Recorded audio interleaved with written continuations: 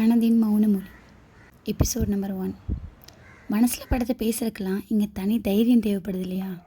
நம்மளில் பல பேர் மனசில் பட்டதை வெளிப்படையாக பேச முடியாமல் எல்லாத்தையும் ஒரு சிரிப்புக்கு பின்னாடி மறைச்சிடறோம். ஒரு மனுஷன் நினைக்கிறத இன்னொரு மனுஷன்கிட்ட வெளிப்படையாக சொல்ல முடியாத வாழ்க்கையை வாழ்ந்துட்டுருக்கோம்.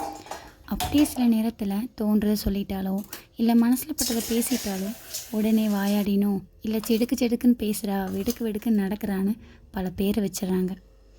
சுதந்திரம் கிடைச்ச இத்தனை நாள் ஆகியும் மனசில் பட்டதை வெளிப்படையாக பேசுகிறதுக்கு இன்னும் இங்கே சுதந்திரம் கிடைக்கலன்னு தான் சொல்லணும்.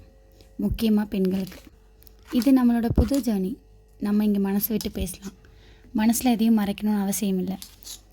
பிடிச்சவங்க லைக் பண்ணட்டும், பிடிக்காதவங்க ஸ்கிப் பண்ணட்டும். பொதுவாக பொண்ணுங்கனாலே எல்லாருக்கும் பிடிச்ச மாதிரி தான் நடந்துக்கணும். எல்லாருக்கும் பிடிச்ச அந்த 50 செய்யணும், அவங்களுக்கு பிடிச்ச அந்த 5 செய்யக்கூடாது. இதுதான் நிறைய இடத்துல பேசியும் சொல்லியும் கேட்டிருக்கோம். மொத்தத்தில் நம்மளாக இருக்க விட மாட்டாங்க. நம்ம லைஃப்பை நம்ம எப்படி வாழணும்னு நம்மளை சுற்றி இருக்கவங்க தான் டிசைட் பண்ணுறாங்க. என்ன முடிவு எடுக்கணும், எப்படி முடிவு எடுக்கணும் அப்படிங்கிறது வரைக்கும்.